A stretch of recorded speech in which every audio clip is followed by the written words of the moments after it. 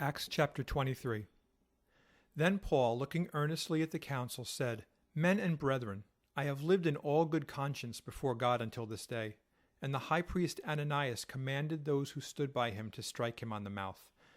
Then Paul said to him, God will strike you, you whitewashed wall, for you sit to judge me according to the law, and do you command me to be struck contrary to the law? And those who stood by said, Do you revile God's high priest?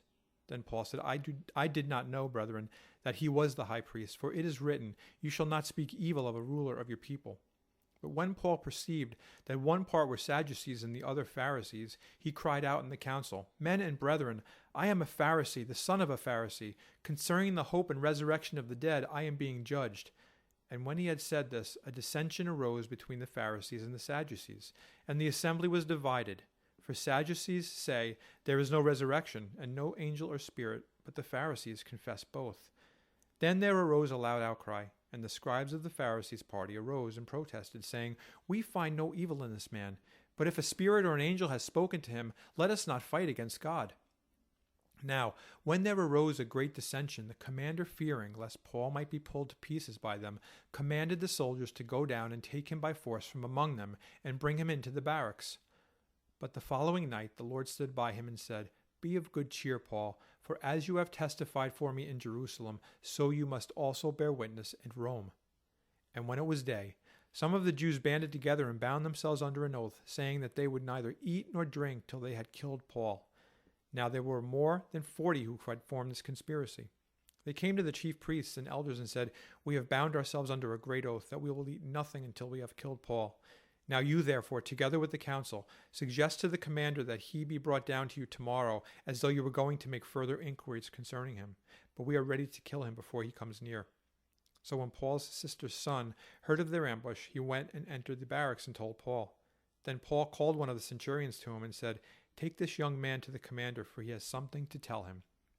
So he took him and brought him to the commander and said, Paul the prisoner called me to him and asked me to bring this young man to you. He has something to say to you. Then the commander took him by the hand, went aside, and asked privately, What is it that you have to tell me? And he said, The Jews have agreed to ask that you bring Paul down to the council tomorrow, as though they were going to inquire more fully about him. But do not yield to them, for more than 40 of them lie in wait for him, men who have bound themselves by an oath that they will neither eat nor drink till they have killed him, and now they are ready, waiting for the promise from you. So the commander let the young man depart and commanded him, Tell no one that you have revealed these things to me. And he called for 2 centurions, saying, Prepare 200 soldiers, 70 horsemen, and 200 spearmen, to go to Caesarea at the 3rd hour of the night, and provide mounts to set Paul on, and bring him safely to Felix the governor. He wrote a letter in the following manner. Claudius Lysias, to the most excellent governor Felix, greetings. This man was seized by the Jews, and was about to be killed by them. Coming with the troops, I rescued him, having learned that he was a Roman.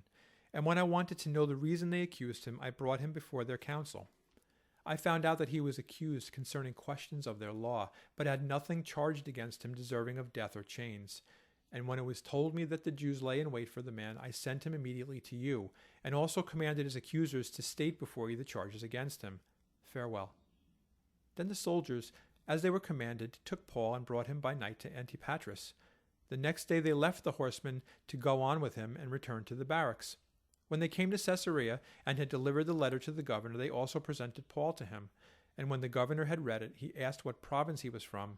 And when he understood that he was from Cilicia, he said, I will hear you when your accusers also have come. And he commanded him to be kept in Herod's praetorium.